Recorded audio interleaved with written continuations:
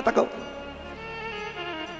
इस पूरी 4-5 दिन में 7 दिन में एक दिन धर्म पत्नी का फर्ज अदा करिए, धर्म पत्नी का फर्ज।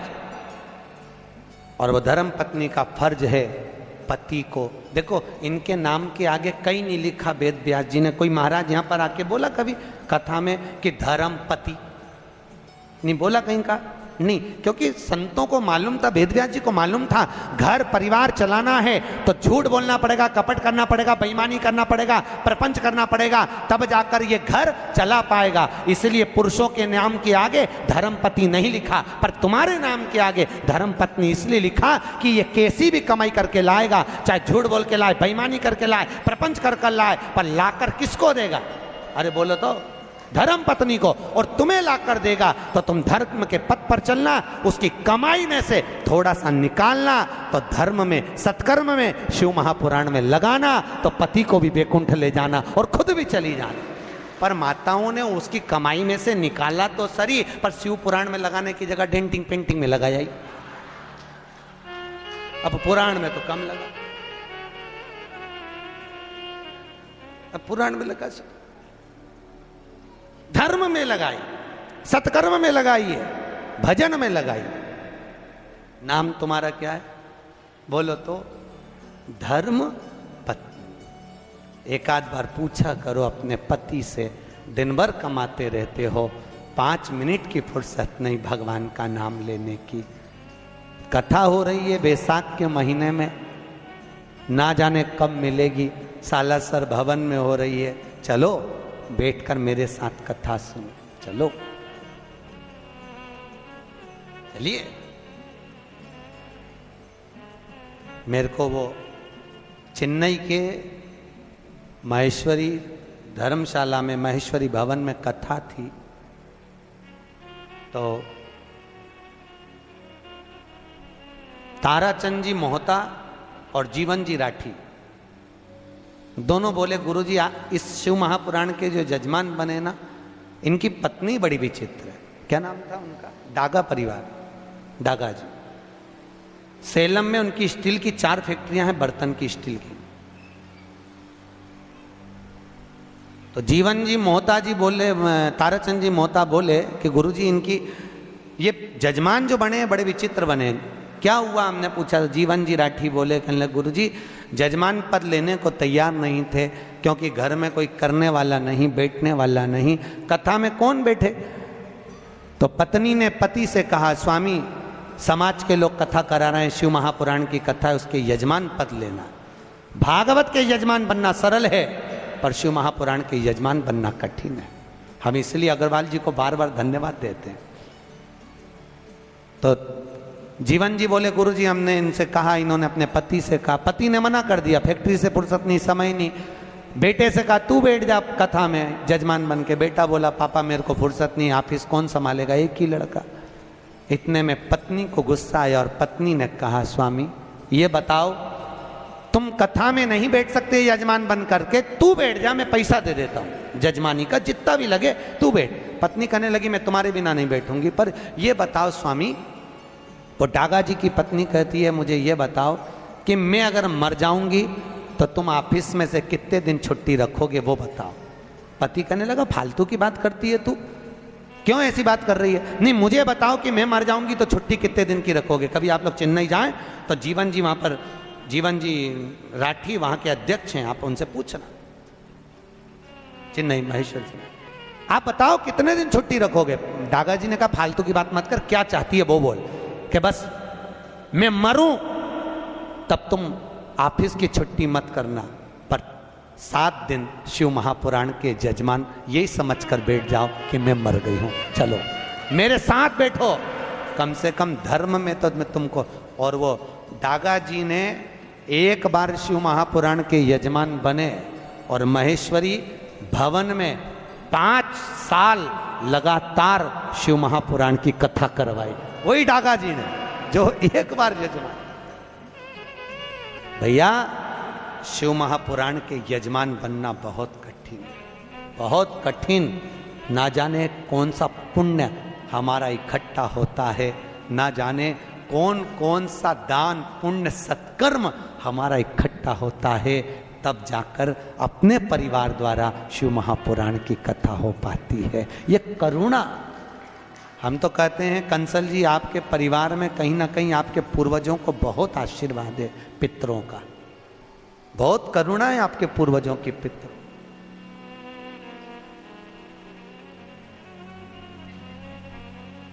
और कथा भी लेने आए तो हमारे वो नीरज भैया सीधे उज्जैन पहुंच गए, महाकाल की नगरी में। हमारी शिव पुराण चल रही थी महेश्वरी महिला मंडल की, सीधे वहां भाभी जी और दोनों नीरज भैया दोनों आ गए। उनके साथ में उनकी एक बुआ जी भी थी, वो भी साथ में। कहे गुरु जी कथा लेना है। हमने कहा कहाँ लेना है? कहे गुलबर्गा। कौन सी कथा लेना है? कहे शिव महापुराण। हमने पूछा ये बताओ शिव पुराण का मन में किसकी आया, पहले ये बताओ। तो क्या हमारे पापा के मन में बहुत है शिव महापुराण। हमने कहा समझ गए। हमने कहा ये शंकर के शिवलिंग से चिपक गए और ये फेविकॉल का मजबूत जोड़ है। एक बार जो लग गया शिव से फिर वो छूटता नहीं, जो लग गया शंकर छोड़ता नहीं। और हम तो आपसे भी कर रहे हैं, मौका मिले शंकर की कथा को श्रवण करने का, बाबा महेश की कथा को श्रवण करने का, भगवान शिव की शिव महापुराण श्रवण करने का, एक क्षण की देरी ना करें। सुनो, क्षण भर सुनो, आधी में पुनि भले थोड़ा सा।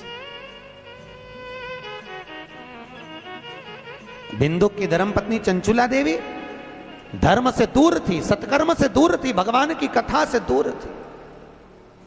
बिंदु को जो कमा कर लाता वो चंचुला देवी को देता, पर चंचुला का चित्त नहीं लगता। एक दिन बिंदु धन तो लाया, प्राण छूट गए, पर चोरी का धन लाया था, इसलिए प्रेत योनि में चले गया। प्रेत योनि में चले गया, भटकता रहा। चंचुला देवी को लगा क्या करूं, अब चंचुला देवी बेधव्य हो गई, विधवा हो गई, क्या करा जाए। पूरे नगर के लोग मिलकर आनंद से काशी विश्वनाथ की नगरी में दर्शन करने जा रहे हैं। कहां जा रहे हैं? जम के बोलो। काशी। काशी जानते हो? सब जानते हो? ठीक।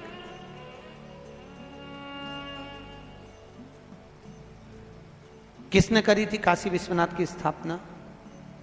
शिव महापुराण कहती है दुनिया के लोगों को शनि लगता है, शनि को शंकर लग गया था। शनि को कौन लगा था? शंकर। जब शनि महाराज ने अपनी माता को चरण का प्रहार करा और माता ने श्राप दे दिया, शनि जा तो तेरे पांव से अपंग होगा।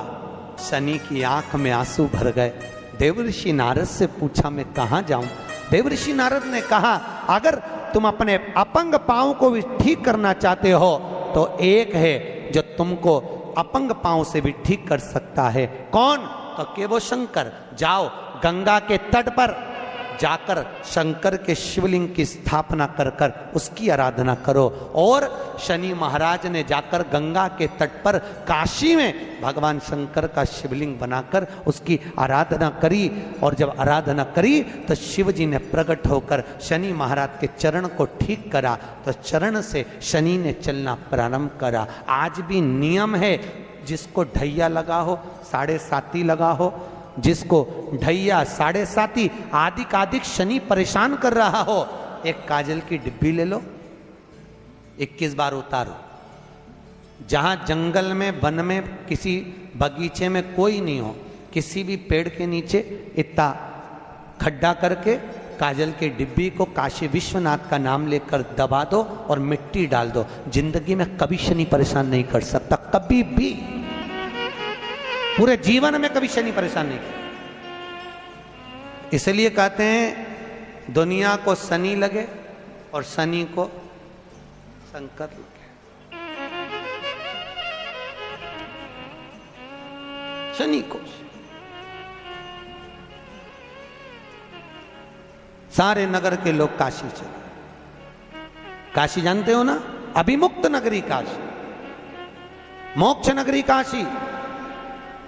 माता पार्वती जी ने शिव जी से केवल 2 वर मांगे थे, केवल 2 वर माता पार्वती ने मांगे शंकर भगवान से। पहला वर माता पार्वती ने शिव जी से मांगा था, भोलेनाथ वर दीजिए कि जिस पति पत्नी में आपस में झगड़ा हो उसमें प्रेम बढ़े। भगवान शिव ने कहा तथास्तु। आज भी नियम है, पति और पत्नी अगर आपस में झगड़ा करते हैं तो उनमें प्रेम बढ़ता है। तुम देखना, अच्छा प्रैक्टिकल करके देखना। पति झगड़ा करके चले जाए ऑफिस दुकान, तो वहां से आते से ही पूछेगा क्यों रे तेरी मम्मी कहाँ है, तुरंत पूछे। इतना झगड़ा करके गया है तो पूछे ही मत ही तो कि पत्नी कहाँ है, पर आते से ही पूछेगा कहाँ है। और माता पार्वती ने दूसरा वर मांगा, भोलेनाथ जी वर दीजिए कि काशी में जो मरेगा उसको गुरु मंत्र आपको देना पड़ेगा। शंकर भगवान ने कहा पार्वती कैसी मूर्खों की तरह बात करती है, काशी में मरने वाले को गुरु मंत्र मैं दूं, ये कैसे हो सकता, कैसे होगा, ये हो नहीं सकता, ये कभी नहीं होगा। पार्वती जी बोली, जिद पे अड़ गई माता पार्वती ने। भोजन करना बंद कर दिया, पानी पीना बंद कर दिया, कुछ ग्रहण ही नहीं करती माता पार्वती। शिव जी को लगा कि ये प्राणों को त्याग देगी। शंकर भगवान ने कहा पार्वती मैं तुझे वर देता हूं कि काशी में मरने वाले को गुरु मंत्र मैं दूंगा। पार्वती ने कहा मुझे कैसे मालूम पड़ेगा कि आपने गुरु मंत्र दिया, तो तू बता क्या करना है। पार्वती जी ने कहा प्रभु आपसे वर मांगती हूं कि काशी में मरने वाले के सीधे कान में आप गुरु मंत्र देना और कान को मोड़ देना, तो मैं समझ जाऊंगी कि काशी में मरने वाले को आपने गुरु मंत्र दे दिया। शंकर जी ने कहा तथास्तु। तो आज भी प्रमाण है, काशी में मरने वाले का सीधा कान अपने आप टेढ़ा हो जाता है। आज भी प्रमाण, जिसके काशी में प्राण छूटते हैं उसका सीधा कान अपने आप टेढ़ा हो जाता है, अपने आप। पहले हमको भी विश्वास नहीं हुआ था कि शिव पुराण में ऐसा लिखा है, ऐसा होता है क्या। जब हम काशी में महेश्वरी भवन में कथा करने के लिए गए तो सब पूरी मंडली को लेकर हमने कहा चलो आज शिव महापुराण में लिखा है कि काशी में मरने वाले का सीधा कान टेढ़ा हो जाता है, चल कर देखें। पहुंचे मणिकर्णिका के घाट पर। भारत की भूमि के सबसे ज्यादा मुर्दे वहीं जलते हैं। अपने यहाँ गाड़ी ओवरटेक करती है, वहां मुर्दे ओवरटेक करते हैं, लोग मुर्दा लेके भागते हैं। मणिकर्णिका का घाट, लाइन लगी मुर्दों की, परिवार के लोग बैठे। हमने एक मुर्दे वाले से पूछा भैया हमको इनका मुंह देखना है, कि देख लो। हमने कपड़ा हटा के देखा मुंह, तो उसका तो कान सीधा था। हमने कहा बताओ पोथी में तो लिखा है कि काशी में मरने वाले का सीधा कान टेढ़ा हो जाए, यहाँ तो सीधा है।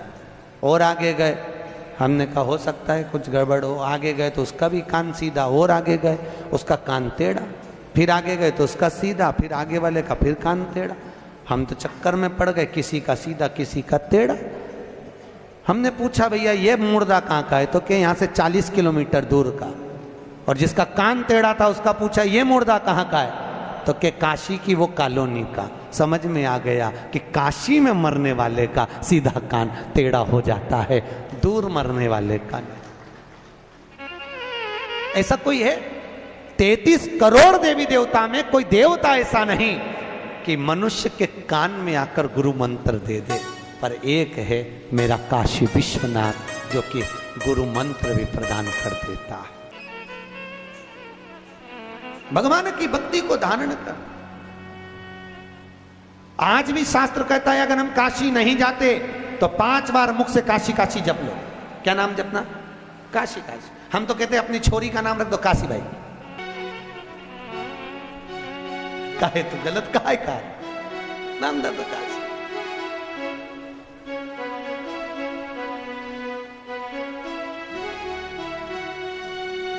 काशी काशी 5 बार बोल ले जीव, उसको यम के दूत पकड़ ही नहीं सकते।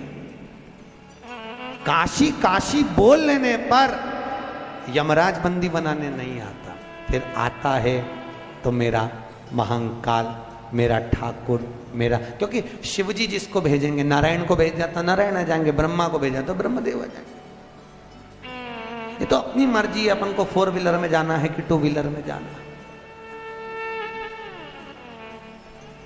ऐसे तो यमराज भी आता है ब्लैक कलर की स्कॉर्पियो पे,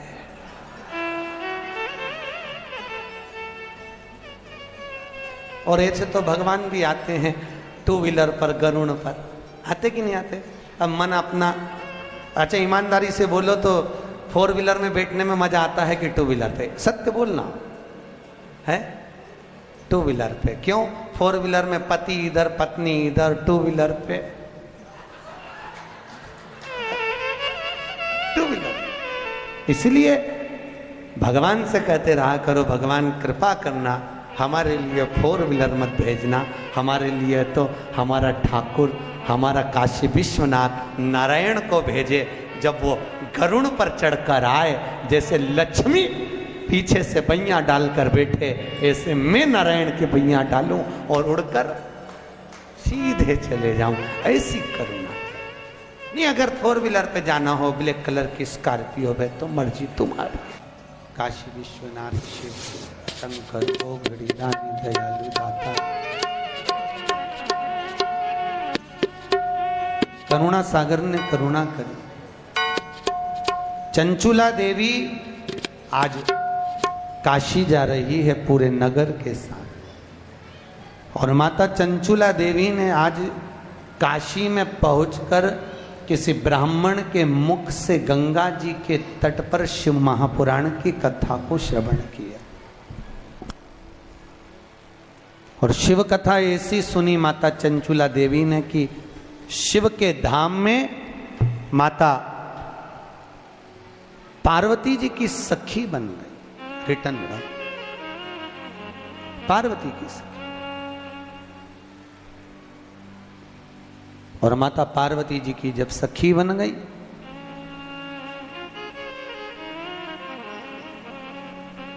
चंचुला देवी की आंख में आज आंसू है। पार्वती जी ने पूछा, चंचुला क्या बात है? चंचुला, जो तुम, चंचुला देवी आखिर बात क्या है जो तुम्हारी आंखों में आंसू है? पार्वती जी ने जैसे ही पूछा तो माता पार्वती उसी समय पर चंचुला देवी के शब्दों को सुना। चंचुला ने कहा, मेरा पति प्रेत योनि में भटक रहा है, उसको मुक्ति नहीं मिल रही, मैं क्या करूं कि मोक्ष मिले? पार्वती जी ने कहा, एक काम करो चंचुला देवी, तुम एक बार शिव महापुराण की कथा करवाओ, उससे जीव किसी भी योनि में हो वो मोक्ष पा जाता। चंचुला देवी ने कहा, कथा किससे करवाऊं? भागवत हो तो ब्राह्मण कर देवे, रामायण हो तो ब्राह्मण कर देवे, क्योंकि भागवत रामायण गीता आदि कादिक में जो भेंट चढ़ती है वो तो काम में आ भी जाए, पर शिव महापुराण में तो भेंट का भी महत्वता। किससे करवाया? पार्वती जी ने कहा, काम करो नारद जी के पास जाओ। नारद जी, तो नारद जी के पास चंचुला देवी ने जाकर कहा, नारद जी आप हमारे पति के मोक्षार्थ शिव महापुराण की कथा कर दी। शिव पुराण। नारद जी ने कहा, भैया कथा तो मैं कर नहीं सकता, क्योंकि मुझे तो श्राप लगा है कि मैं एक जगह पे बैठ नहीं सकता। अच्छा, नारद जी को जो श्राप लगा, ऐसा श्राप किसी किसी को लगा रहता, ऐसा नहीं है। कथा सुनने सब आते हैं, नारद भी आता, निंद्रा देवी भी आती। कोई कथा में सो रहा हो, नींद आ जाए तो समझ लो कुंभकर्ण की पत्नी आज कथा में आ गए, ठीक है। और कोई कोई व्यक्ति फिर आए फिर जाए, फिर आए फिर जाए, फिर आए फिर जाए, समझ लो उसमें नारद भरा गया है, क्योंकि नारद को श्राप लगा, एक जगह नहीं बैठ सकता।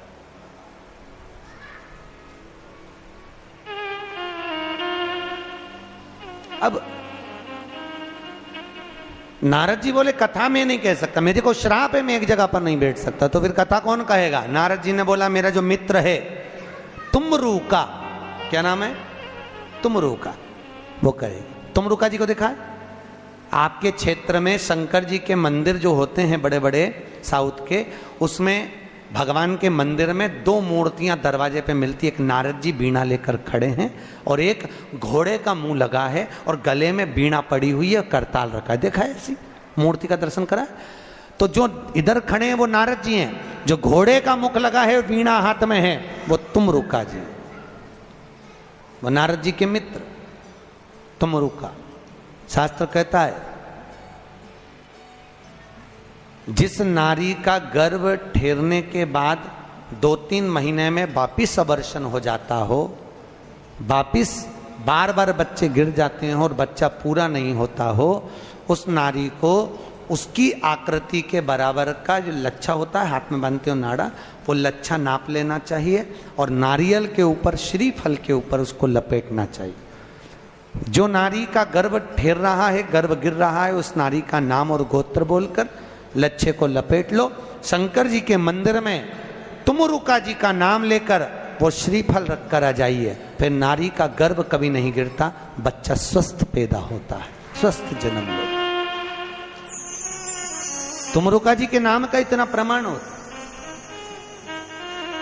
जो बच्चा रात में गंदगी करता हो, सूसू कर देता हो, बच्चे को शुद्ध नहीं रहती हो, माइंड से बच्चा विकलांग हो, पढ़ने में चित्त नहीं लगता हो, विद्या में कमजोर हो, तो शंकर जी के शिवलिंग के पास में जाकर उस बच्चे का नाम लेकर शिव जी के शिवलिंग पर चंदन से ओम बना दो, उस बच्चे का नाम लेकर, और तुमरुका जी का नाम लेकर ओम बनाने के तुरंत बाद जल चढ़ा दीजिए। वो बच्चा रात में गंदगी करना, सुसु करना बंद कर देता है। तुमरुका जी का, तुमरुका जी के नाम का इतना प्रमाण है। तुमरुका क्या नाम है? चम के बोलो। तुमरुका। तुमरुका। तुमरुका जी ने कहा चंचुला देवी कथा तो कह दूं मैं, मना नहीं है, पर एक बात बताओ कथा का यजमान कौन बनेगा? चंचुला देवी ने कहा मैं बनूंगी। नहीं नहीं, अगर शिव महापुराण का यजमान कोई बने तो पति और पत्नी बैठकर अगर कथा का रसपान करें तो मैं कथा कहूं। इतने में चंचुला देवी तो आंख में आंसू भर दी, मैं बेधव्य में कैसे जजमान बनूं। अब जजमान कौन बनेगा? जजमान किसको बनाया जाए? बड़ी आंख में रोती हुई आई पार्वती ने कहा चिंता क्यों करती है, शिव की कथा है, शंकर जी से विनती कर। शंकर जी से विनती करी। अब देखो शंकर जी से जब विनती करी तो भोलेनाथ ने पूछा बोल चंचुला क्या चाहती है? चंचुला देवी बोली भोलेनाथ, हे विश्वनाथ, हे ठाकुर, हे मेरे शंकर, करुणा करिए, मेरे शिव महापुराण का कोई जजमान नहीं मिल रहा। शिव जी ने कहा क्यों चिंता करती है, सारी पुराणों का एक ही तो यजमान है, वो मैं स्वयं। ईश्वर जी और गोरा जी यहां पूछते हैं गणगौर करते हैं कि नहीं करते? करते हैं।